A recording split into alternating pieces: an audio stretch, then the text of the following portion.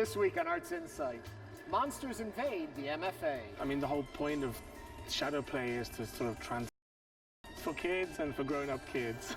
Shining a spotlight on a historic painter. He was like any young, enthusiastic artist who was aspiring to change the world.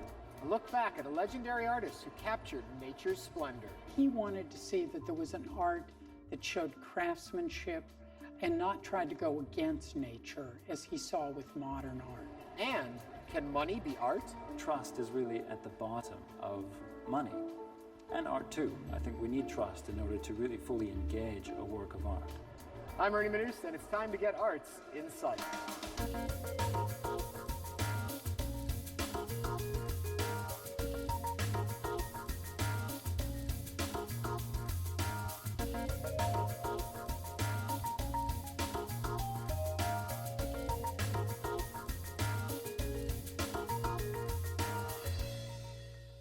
Welcome to Arts Insight. Today, we're in the air-conditioned comfort of the Museum of Fine Arts Houston, and they have a full slate of exhibits and events to keep us cool and in awe all summer long. We'll learn more about what you can see and do here over the summer months in just a few minutes. But first, one installation that already has people talking is the fully immersive interactive exhibit from British artist Philip Worthington, where he invites visitors to create their own shadow monsters.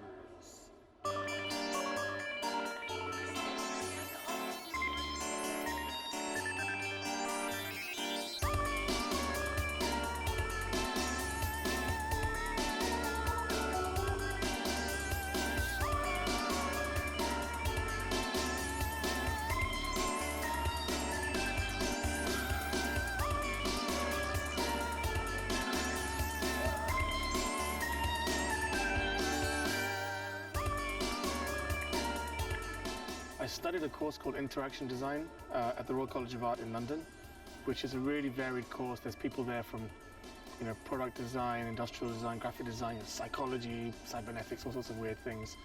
So I was interested in computer vision at the time. I was playing around, and this actually grew from a brief which was to design a technological magic trick. So that's what this is. It's a technological magic trick, and that's the seed of the whole project.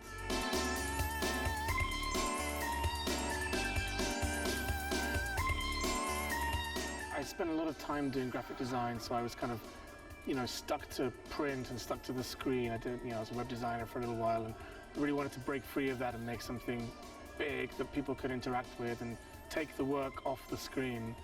Began with, 2 pencils, and there would be eyes and hair on the pencils, and we were just making stories with it, and it kind of grew into the monster that it is today. Why monsters? Because monsters are fun, and it's engaging, and I think people. I mean, the whole point of shadow play is to sort of transform one thing into another thing, and for kids and for grown-up kids. So the structure of the installation is there's a camera looking at a participant who's standing in front of a light box. So that's casting a very nice, clean silhouette. So that silhouette's going into a piece of software. It's doing something called blob detection, which is sort of isolating areas of contour objects, and then it's analyzing the curvature of that object. So it's going through all the points of that curvature, and it's saying this bit's really bendy, this bit's really sharp, this bit's a combination of sharp and positive and negative curvature bits, and then it's trying to make assumptions based on that. Maybe that's a mouth, maybe that's a head. But yeah, it's all based on the analysis of that outer form of the shape. Like someone over there is doing it with a chair right now. Like, it doesn't need to know that it's a chair. It's just a shape, and it's going to try and do its best to sort of create graphic elements that work well with that shape. Kids are a great participant. They get it. They're in there straight away. I think I get the most pleasure watching 50-year-old businessmen in suits turn into 5-year-olds. So I think that's the place where I get the most enjoyment. But yeah, definitely for kids. Kids are going to love it. The monsters will continue to cast their shadows in Houston through September 20th. To find out more, visit mfah.org. Welcome back to the Museum of Fine Arts Houston, where in addition to these shadow monsters, They have a full slate of events for every age, all summer long. And to help us navigate all there is to see and do is the director of the MFAH, Gary Tintereau. Hello, Gary. Hey, Ernie. Thanks for coming. Well, you guys have opened up your facilities for a wonderful summer for Houston. It's going to be spectacular, just like last summer, and we're going to have a marvelous interactive exhibition here in Cullinan Hall. And as you know, we're free for children 12 and under all the time. We're free to everyone on Thursdays, and we're inviting everyone to come make their shadow monsters like you see behind us. We just saw a great story about these shadow monsters. A lot of fun. Do you ever get tired of doing it? I have told my office that they don't expect any work out of me for the next 3 months because I'm going to be in this room making shadow monsters, and I'm going to be so awesome by the end of the summer, you won't believe it. Okay, in addition to shadow monsters, there's so much more going on. We have an incredible exhibition of European masterpieces, European art for the last 500 years from Vienna, all the imperial splendor of Vienna, of the Habsburg dynasty. It's going to be extraordinary. Gold carriages, jousting knights, suits of armor, magnificent European paintings, costumes, imperial court costumes. It's going to be an unbelievable exhibition. See, at first thought I thought it would just be paintings, but it's so much more. Oh, no, you'll see carriages, jousting knights, Maximilian I's great coat of armor. It's going to be an extraordinary exhibition. And if you would ever want to move on from that Renaissance period, what else do you have for us? We're going to have films, for example, it's going to be a big Viennese celebration this summer, including, for example, a sing-along Sound of Music in our auditorium. And we have a fascinating exhibition called Cosmic Dialogues that I think actually all generations will enjoy. It's very sophisticated art from Latin America, but the subject is the universe and the discovery of space after the Second World War. So we have these extraordinary works of art, all which have to do with imagining a universe bigger than the one we know. And it's called Cosmic Dialogues. It's a tremendous exhibition. And imagining something bigger than what we know of what you just said, there's even more here. There's even more. So we have a wonderful exhibition by a young artist, Argentine, working in London, named Pablo Bronstein. He's reimagined the 18th century and porcelain production. So he's gotten some of our most famous and beautiful porcelain teapots from the 18th century, but made these fantastic drawings. So it's a contemporary artist looking at the past with a very ironic sensibility. It's a splendid exhibition. A little inside baseball question. When you are programming for the summer, do you look for something different than when you're regularly programming for the museum? Absolutely, because it's a time when people and their families are spending time together and have more time on their hands. So we hope always to program our big Cullinan Hall here with very family-friendly art exhibitions. And I know we just scratched the surface. To find out everything that's going on at the museums, where do we go? mfah.org/summerfun. And that sounds like fun. Yeah, Thank you, Gary. Ernie. Thanks Always so a much pleasure. for coming. As we have proven, just by the diversity of exhibits here at the MFAH, the definition of art can be broad, from shadow monsters to Renaissance masters. But what about money? Up next, we visit an exhibition questioning our basic understanding of cold hard cash.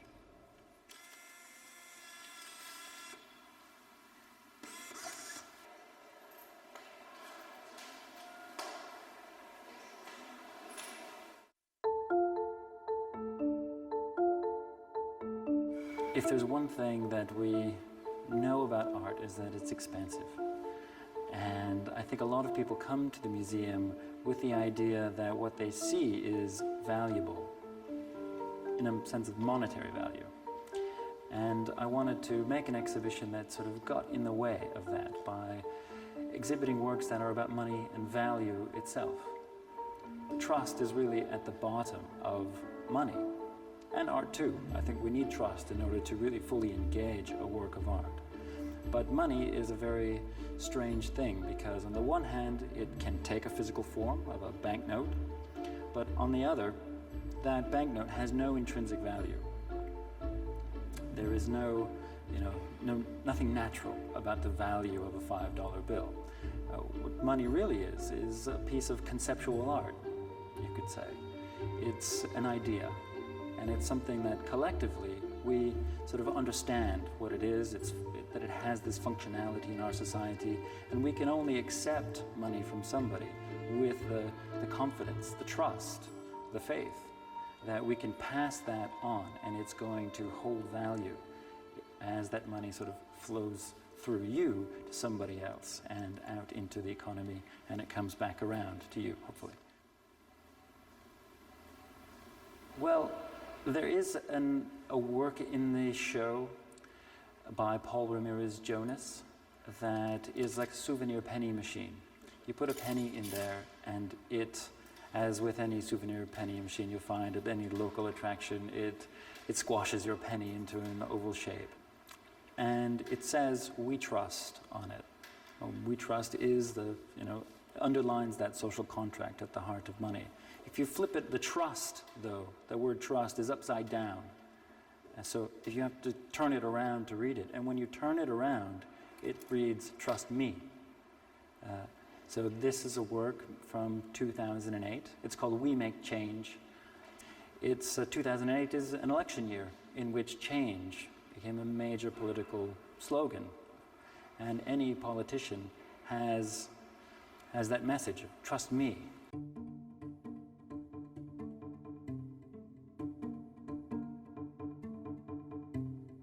There's another work by Mark Wagner, who is based in Brooklyn. And this is an extraordinary collage of a number of panels that contain, it's an image of the Statue of Liberty with a lot of fanciful additions to it, let's say. And a lot of cultural references to King Kong, to Goya, to Bruegel, other painters of the past, but also some contemporary popular culture. And this collage is made from 81,895 pieces that are cut from 1,121 $1 bills. So on the artist's website, you can go and contribute to the Crispy Bill Fund. And with these bills, he dissects them in an extraordinarily meticulous way and composes them into this really wonderful image. The response to this show, I'm happy to say, has been wonderful. It's really gratifying when you talk to visitors or just listen in on what visitors are saying, and you really get the feeling that they've got it, that they are starting to question what money is in itself, and also look at the value of artworks. There's a number of works in the show that are about the value of themselves. In Blank We Trust, Art and Money was mounted by the Columbus Museum of Art. To learn more about what they are currently up to, visit columbusmuseum.org. Next, we remember painter George Inness Jr., who came to Florida at the turn of the 20th century. Upon his arrival, Inness established art colonies that would draw countless creatives to the Sunshine State. Let's take a look at his extensive portfolio and legacy. You're in the galleries of the Lipa Ratner Museum of Art, where we are just opening up a new exhibition called An Art's Legacy, George Inness Jr. in Tarpon Springs. And this is an exhibition that is honoring the legacy of George Inness Jr., who resided in Tarpon Springs in the winter months from 1902 to 1926. This exhibit in itself encapsulates Tarpon Springs in many, many ways. Not only the beauty of Tarpon Springs, but also bringing together the history and all the other nuances. I think this is the first time that there's been a really major exhibit for many, many, many years. It's overwhelming. I mean, it truly is. He's a really talented man. And when you see the paintings in the church, the ones that came from the church, it just is it's a magnificent, wonderful space. The George Inness Jr. paintings and their association with our church actually began in 1918. There was a terrible hurricane that blew out. It just came in right off the Gulf, and it blew out the windows on the west side of the church. It is believed that Julia Inness was the sort of planner in the family, and so rather than replacing the glass, she said, well, let's have George paint some pictures. And apparently when she says paint, that's what George would do. And he painted the promise, fulfillment, and realization. George Inness Jr. believed that art should reflect a personal response to nature. He was a spiritual man, and he was at a time when Cubism and Futurism were the new directions in art, and he wanted to see that there was an art that showed craftsmanship, that showed a response to nature and not tried to go against nature as he saw with modern art. So there was a strong aesthetic bend to the work that he was creating. And I think the paintings that he did here reflect an artist who is at ease. Soft edge, mid-tonalities of a palette, always an emphasis on the sky.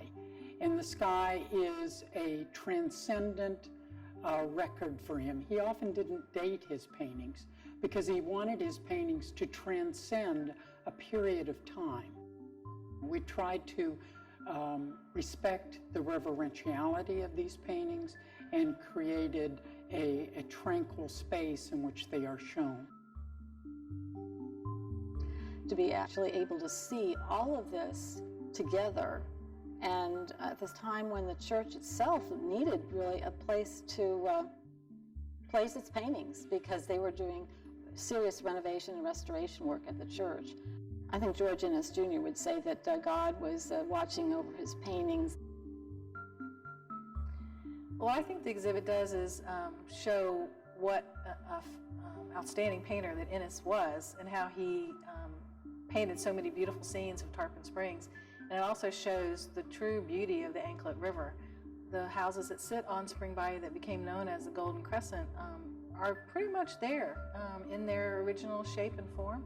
We had a little bit of new construction, but essentially that Golden Crescent remains intact, and certainly the beauty of the bayou is still there. This exhibit is a wonderful opportunity to highlight the tremendous artistic talent we have in Tarpon Springs. We're very fortunate that Innes's stayed in Tarpon Springs, and we have many of their pieces here today. And this exhibit is also celebrating some of our more current artists like Christopher Still and Joseph Weinsettle, Elizabeth Indianos. And so it gives Tampa Bay a reason to visit Tarpon Springs and see the wonderful local talent we have here and the tremendous offerings of art that we have. For more information, visit spcollege.edu/museum. And finally tonight, we visit Roerich Museum in New York City, where hundreds of paintings by the Russian artist Nicholas Roerich adorn the walls, showcasing the works of the master of mountains. Welcome to Nicholas Roerich Museum. My name is Guido Trepsa. I'm curator of the museum. It's a one artist museum. The Russian painter Nicholas Roerich, who lived from 1874 to 1947, it's a so-called French style of displaying the paintings. They are all over the walls, and it's kind of home atmosphere. You are welcome to roam about and just enjoy them. We have about 200 of them, and mostly his Himalaya period. So there are lots of mountains, lots of blues, lots of whites, and as some say, there is a really heavenly atmosphere. He was born in St. Petersburg in 1874 in quite a well-to-do family, and the family wanted him to pursue law, so he made a compromise and he enrolled into Department of Law in the university, and then he was allowed to pursue his artistic interests, and he also studied in the Imperial Academy of Arts, which he graduated in 1897. He was like any young, enthusiastic artist who was aspiring to change the world, and he tried to find his style and his place. And interestingly enough, he never lost that aspiration. We have just 3 pieces from his Russian period, which ended in 1916, and one of them is a lovely little sketch from 1903, which shows us his loose brushwork and compressed composition and focus on physical nature of paint. Another painting which we have, which probably is the most famous painting of that period, it's called Last Angel. It was painted in 1912, 2 years before World War I started. As critics all agree, it's quite prophetic because it kind of predicts that terrible tragedies that came to Europe, there is this hint about destruction of cities and tragedy. It was his lifelong dream to go to India, and at last he came to India in 1924. He went to this extraordinary expedition at that time with his wife Helena and with his son George, and he fell in love with mountains. And during the first 8 months of 1924, he stayed in Darjeeling, which is in foothills of Himalaya. And he painted about 80 canvases, changed his style completely. We can almost say that he was completely reborn as an artist. He developed a completely different palette of colors. My favorite painting over these years, it's actually a small piece. It's 12 by 16 inches. Like everything else in nature, mountains contains this primeval life force and contains these hints to deeper layers of reality. You know, if you go to Himalaya and if you stand before them, then the dominant feeling is just an awe. You're completely overtaken with something that is at the same time terrific and utterly beautiful.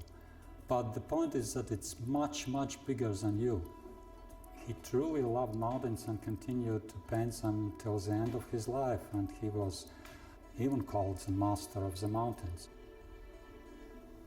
There is a part of his life in which he was a mystic. Lots of paintings are influenced by his philosophy or his spiritual beliefs.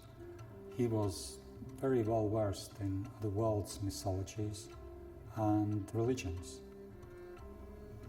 He loved to point out, whenever he could, that his works actually should have two names, or two authors, or two painters, him and his wife, because his wife was more often than not an inspiration behind the painting. And there are quite a number of paintings which were painted according to her visions. So she just described to him what to paint, and he did it, like The Mother of the World, which is by far the most popular painting among the visitors. After they reached India, he produced one of his maybe most famous paintings. He called it Krishna. When you see this painting, just imagine that he's survived this incredibly hard journey of 5 years long, and there was lots of misery, lots of deprivation, lots of hardship, death, and tragedy. And there is nothing of that in his painting.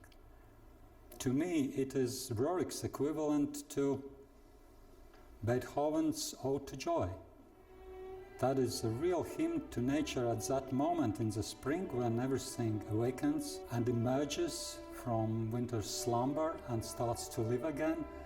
And in a sense, that maybe is his main message, that just to live is enough.